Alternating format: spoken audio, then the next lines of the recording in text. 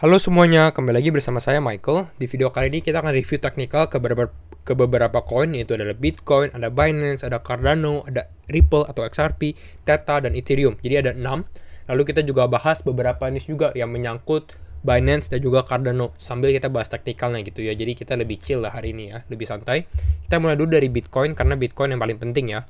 Kita lihat Bitcoin, kita update dari sebelumnya, walaupun nih kalian lihat ada pola head and shoulder, nggak akan kita bahas dulu, kita bahas dari lanjutan kemarin.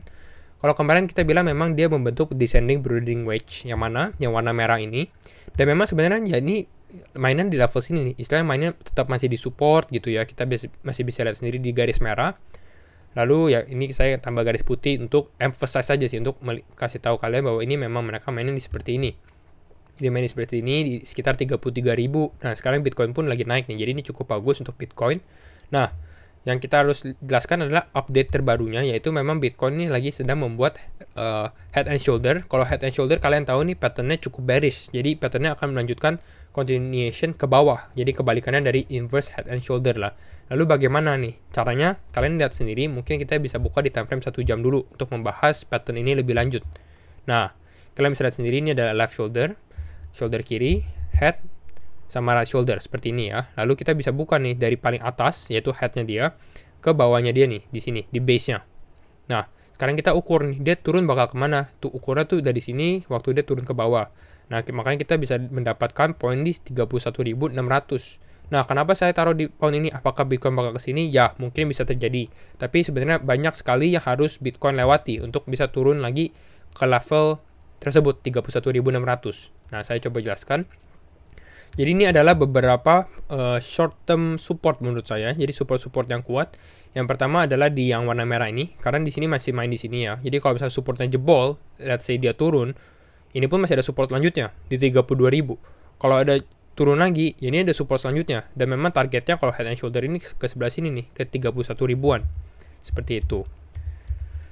Nah, lalu kita buka lagi. Sebenarnya kalau misalnya ini apakah bearish? Kalau menurut ini kan pertama kita tahu sekarang udah hari Jumat ya, berarti ya sudah menjelang weekend lagi. Apakah weekend biasanya normally dia bakal turun, jadi kita harus tahu dulu ekspektasi kita Bitcoin nggak mungkin pump naik ke atas gitu, jadi nggak mungkin terbang lah, mungkin naik atau mungkin sideways, tapi ya kita mungkin lebih sedikit pesimis atau mungkin lebih sedikit negatif kalau misalnya weekend lebih bakal turun lah. Jadi mungkin kita bisa melihat ke poin 32.000 sampai 31.000 seperti itu. Nah, kita sebenarnya juga bisa lihat dari yang namanya Fibonacci. Nah, ambilnya bagaimana ambil Fibonacci? Dari sini kita lihat dari headnya paling atas ke bawahnya sini. Nah, kalau misalnya kalian lihat sendiri dari atas sampai bawah, mungkin kita adjust sedikit. Seperti ini kita adjust. Nah, kalau misalnya kita lihat, ininya pun, kalau misalnya kita zoom ya. Nah, lihat, target dari head and shoulder tersebut, mungkin ini terlalu banyak garis jadinya ya. Nah, target dari head and shoulder ini pun di 31.600 ini pas mengenai 0,382 nih. Di 31.000-an juga. Jadi mungkin ya ada kemungkinan bisa terjadi sih menurut saya. Apakah nih bakal cancel Wyckoff seperti ini ya? Jadi sekarang kita tahu ada support di sini, support di sini, support di sini. Bagaimana tentang Wyckoff accumulation? Apa yang akan terjadi? Kalau menurut saya selama dia masih uptrend atau nggak make lower low lah sebenarnya ya. Jadi kalau kita lihat, kita bisa ambil garis lagi. Let's say dia bisa di sini ya. Nah, jadi kita tahu nih, bisa di sini, sampai bisa di sini. Jadi kalau misalnya kita lihat dia turun ke bawah lagi, naik mungkin turun lagi ke sini, ini pun sebenarnya masih cukup bullish untuk Bitcoin. Kenapa? Karena kita lihat ada pola trendline up naik ke atas seperti itu ya. Jadi mantul di sini, sama mantul di sini lah. Jadi masih oke lah. Kecuali memang Bitcoin ini lebih bawah lagi. Di bawah mana? Di bawah sini nih. Di bawah lower dia yang terakhir, yaitu di sekitar 30.000-an. Jadi kalau misalnya Bitcoin turun lagi, nah ini mungkin bisa cancel Wyckoff accumulation-nya sendiri gitu. Itu kalau pendapat saya sendiri untuk Bitcoin dan Wyckoff. Jadi kita tahu dulu ekspektasi kita di Bitcoin mungkin bisa bearish ya, tapi semoga Bitcoin bisa mempertahankan supportnya dulu nih. Kalau menurut saya sih yang ini cukup kuat sih sebenarnya, support yang di descending broadening wedge ini ya. Semoga dia bisa main di weekend ya di sini aja gitu ya. Nah, kita langsung masuk ke dalam koin kedua, yaitu BNB USDT ya. Ini karena banyak dari kalian yang suruh saya bahas BNB USDT. Nah, ini adalah pembahasan saya gitu ya. Ini saya ada gambar. Kita dilihat dulu. Nah, kalau misalnya untuk BNB USDT sendiri, sebenarnya ini ada dua pattern. Yang pertama adalah ascending triangle, dimana kita bisa lihat ini, yang warna biru ini, ascending triangle, dia naik ke atas ya. ascending triangle, uptrend, terus dia naik ke atas, lalu dia ntar breakout seperti ini ya. Jadi kalau kita bandingkan, tapi ini downtrend, dia naik ke atas, nanti dia bakal breakout kayak seperti ini, breakout ke atas. Ini untuk ascending triangle. Apakah bakal play out? Kalau untuk sekarang dia masih di dalam supportnya sih di sebelah sini. Jadi kalau misalnya support ini tertahan, mungkin kita masih bisa lihat ada potential upside untuk Binance. Kalau lihat Binance lagi naik dengan lagi ada kasus juga nih. Sebenarnya kan Binance lagi ada kasus ya. Kalau kalian udah untung ya mau take profit dulu. Siapa tahu dengan kasusnya jadi negatif lalu Binance turun. Nah mungkin kalian nanti bisa serok di bawah lagi. Kalau menurut saya sih seperti itu ya. Tapi ya kembali lagi ke analisa kalian juga. Do your own research gitu ya. Nah ada pattern kedua, not so good juga. Pattern kedua adalah ini ascending broadening wedge. Kita lihat makin lama makin lebar juga seperti ini, makin lama makin lebar, lagi dari turun makin lama makin lebar. Nah sekarang kalau misalnya lihat dari sini dia sebenarnya udah breakout dari patternnya gitu ya. Dan kalau misalnya ini ya ini sebenarnya tandanya ya cukup bearish, berarti Binance ada potential downside ke bawah. Kalau misalnya kita dari pattern ascending broadening wedge sendiri gitu ya, pattern yang ini. Tapi kalau misalnya kita lihat dari ascending triangle, ya ini sebenarnya masih oke. Masih cukup, karena masih di supportnya. Jadi kalau misalnya Binance turun dari supportnya, mungkin kita udah bisa was-was juga nih. Wow, Binance, apalagi kalau misalnya Binance udah menyentuh ini sih, kalau menurut saya ya. Stop loss mungkin buat kalian yang trading.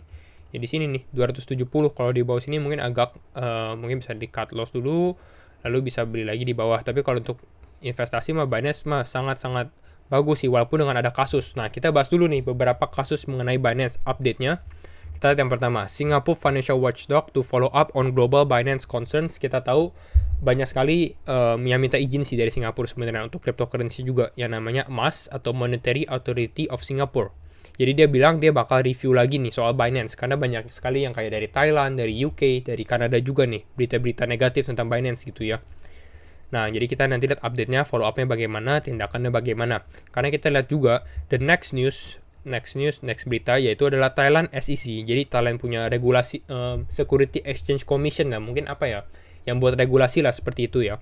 False criminal complaints against Binance. Jadi memang berita-beritanya kalau nggak memang cukup negatif gitu. Jadi potensi dia turun Binance ini sebenarnya cukup besar sih kalau menurut saya dengan berita-berita negatif. Kita tahu cryptocurrency ini sangat-sangat ya pasti dipengaruhi berita lah dengan berita negatif ya, jadi Binance ini juga cukup terpressure juga gitu. Nah makanya kalau menurut saya pun Binance ini bisa turun ke berapa, turunnya pun ke misalnya kita lihat dari sini ascending broadening wedge ya seperti ini. Kalau misalnya the break sebenarnya kan targetnya tuh jadi dari bawah ke paling atas ya, tapi kalau misalnya ini terlalu bearish juga sih menurut saya ini, karena turunnya cukup dalam sampai ke sekitar 233-an seperti itu ya. Jadi kalau menurut saya ini mungkin bisa sampai ke high dia yang sebelumnya seperti di sini 300-an. Nah, turun pas di sini pas mengenai 240-an, 246 gitu ya, pas mengenai garis Fibonacci-nya juga. Mungkin di sini masih bisa kena juga. Kalau misalnya kalian taruh, kalau misalnya Binance turun lagi lah, kalau misalnya Binance turun dari 270, ini mungkin beberapa poin yang kalian bisa lihat, point out. Nah, kita masuk ke yang itu untuk Binance, kita masuk ke Cardano. Ada USDT. Kalau untuk ada Cardano USDT sebenarnya ya hampir sama-sama aja, tapi ini Cardano cukup naiknya signifikan sekali. Karena apa? Kenapa dia bisa naik? Karena memang ada good news baru. Ini baru jam 8:30 malam ini ya. Kita lihat Grayscale adds Cardano to its digital large cap fund. Kita tahu Grayscale adalah salah satu exchange traded fund atau ETF paling bagus sih, paling besar juga sih sebenarnya di dalam cryptocurrency. Lalu dia sekarang add Cardano ke dalam portfolio large cap fund mereka. Makanya kita lihat Cardano price langsung naik juga dengan berita seperti ini, positif sekali. Ya, kalau misalnya ini Cardano ya kita lihat resistance sebelumnya dia harus bisa break sih sebenarnya ke sini. Ke 1,4. Kalau Cardano bisa break ke atas, let's say dia bisa break lalu dari tes lagi. Nah, ini sebenarnya Cardano udah breakout sebenarnya dari dia punya konsolidasi juga nih dari pattern yang ini nih. Karena resisten yang 1,4 sebenarnya cukup kuat kalau menurut saya. Kalau misalnya kalian beli Cardano, jangan FOMO karena memang ini weekend juga, biasanya weekend sentimen orang lebih, market lebih lesu lah dan lain-lain. Jadi kalian bisa beli di mana? Beli yang di sini ada garis Fibonacci, kalian bisa lihat sendiri. Kalau menurut saya support yang sekarang adalah di sini 1,29, 1,26 atau mungkin 1,28 nih yang warna oranye. Mungkin kalian bisa lihat mau beli di sini, ini masih bisa kemungkinan. Kalau misalnya Bitcoin ternyata turun, mungkin Cardano bisa kena juga di sini. Atau enggak sebenarnya paling bagus sih sebenarnya kalau Cardano potensi sekarang sejelek-jeleknya mungkin ke sini ke 1,2 dolar gitu ya. Apakah dia bisa ke 1 dolar lagi? Ya ini kalau misalnya Bitcoin benar-benar bearish ya mungkin masih bisa. Tapi kalau misalnya kita lihat sekarang Bitcoin masih bisa walaupun dia turun lalu dia rebound lagi menunjukkan kenaikan, mungkin bottomnya untuk Cardano sendiri di 1,2-an atau 1,25 lah seperti itu. Itu untuk Cardano. Kita bahas apa lagi nih? Banyak sekali ya. XRP USDT. Kita lihat XRP, kita bahas XRP boleh sedikit. Kalau untuk XRP hampir sama sih. XRP ini dia ada trendline-nya juga. Sekarang dia turun ya. Kita lihat ini trendline. Jadi XRP sebenarnya harus bisa breakout dari trendline tersebut. Sekarang dia masih di dalam support gitu ya. Sama kalau misalnya kita lihat XRP ya cukup mengikuti harga Bitcoin juga ya. Kalau misalnya Bitcoin naik, dia naik. Karena sekarang lagi hijau. Kenapa? Karena Bitcoin juga hijau sih sebenarnya. Jadi kalau misalnya Bitcoin nggak kuat dan ternyata turun, ya ini level-levelnya 0,61, 0,59, sama 0,55. Kenapa sih 0,55? Kalau menurut saya gini ya, kalau kita lihat nih, pertama kalau dalam technical analysis, kita harus bisa melihat support dan resistennya dulu. Contoh, di 0,64 ini, kalau kalian zoom out aja nih, mungkin kita ke time frame daily kali ya. Jadi 0,64 ini sebenarnya cukup resisten atau support yang cukup kuat untuk XRP. Kita pernah dia turun walaupun ke sekitar 0,6564, tapi kan sangat tipis sekali ya untuk hampir kena. Lalu kita lihat lagi di sini dia pernah mengenai ini, lalu ke reject ke bawah. Kita bisa scroll. Nah, di sini juga 0,64. Jadi di sini kita udah tahu, oke, dengan harga-harga seperti ini yang mengenai, berarti di support ini bakal menjadi support dan resisten kuat untuk XRP seperti itu. Nah, kalian kita balik lagi ke dalam ini kita. Jadi kalau misalnya beli, ini masih oke. Kalau ini jebol, ya kalian siap-siap aja untuk serok XRP gitu ya. Karena XRP cukup. Kembali lagi ini disclaimer on ya, bukan ajakan beli juga sih. Ini hanya untuk edukasi dan entertainment juga untuk kalian. Tapi kalau misalnya untuk pembelian paling oke, sebenarnya tetap lagi di 0,55. Tapi kan kita tahu sendiri, ini ya potensinya sangat kecil sekali kalau XRP ini kembali turun lagi ke bawah.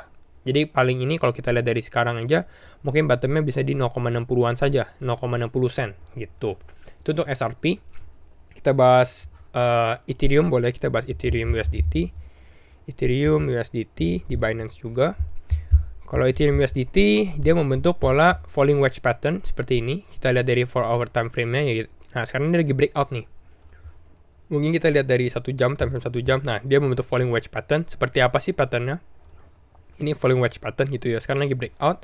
Jadi kalau misalnya Ethereum ternyata bisa breakout beneran nih ya, kita lihat dari breakout, mungkin dia bisa melakukan hal ini nih. Biasanya paling bagus sebenarnya pada saat dia breakout, dia turun lagi, dia retest trendline-nya lagi, baru dia naik ke atas. Nah, ini baru oke banget untuk breakout gitu ya.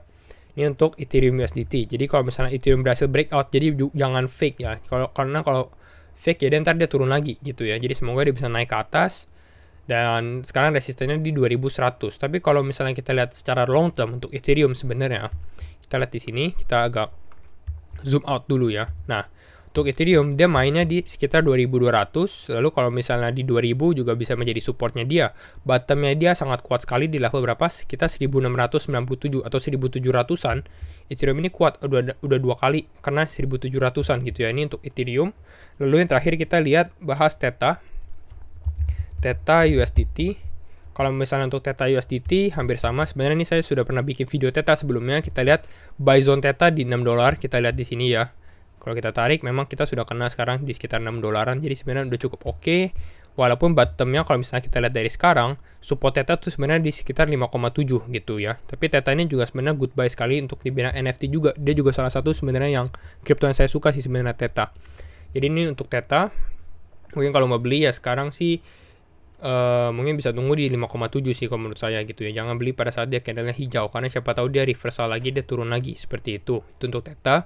Kita bahas sendiri sedikit tentang Indodax. Ini cuma point out doang sih harga-harganya. Saya nggak usah bahas beberapa harganya gitu ya. Jadi kalau kalian yang di Indodax, kalian langsung tahu harganya. Target kita adalah kalau dengan head and shoulder Bitcoin turun di sini 465